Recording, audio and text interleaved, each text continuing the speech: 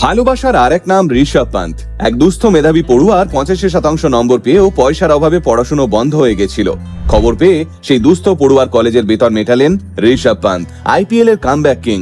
এর আগেও দুই সাধারণ যুবককে দুটো স্কুটি কিনে দিয়ে গোটা ভারতের মন জয় করে নিয়েছিলেন। আর এবার খেলার মাঠের বাইরে আরো একবার ঋষভের মানবিক মুখ দেখলো গোটা দেশ। কর্ণাটকের বিলাগি তালুকের রবকাবি গ্রামের পড়ুয়া জ্যোতি কানাবুর মাত কলেজে 85% নম্বর পেয়ে পাশ করেছিলেন জ্যোতি।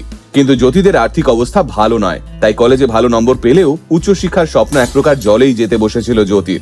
আনন্দবাজার.com এর প্রতিবেদন অনুযায়ী জ্যোতি জামখান্ডির বিজাপুর লিঙ্গায়েত এডুকেশন ইনস্টিটিউশনে কম্পিউটার অ্যাপ্লিকেশন নিয়ে পড়ার সুযোগ পেয়েছেন, কিন্তু সেখানে ভর্তির জন্য টাকা দেওয়ার সামর্থ্য নেই জ্যোতির বাবার। জ্যোতির এক পরিচিত মারফত সেই খবরটি কোনোভাবে বেঙ্গালুরুর ক্রিকেট মহলের কিছু পরিচিতের মধ্যে পৌঁছয়, আর সেই খবরটা 5 কান হতে হতে অবশেষে পৌঁছয় ভারতের উইকেট কিপার পান্থের কানে।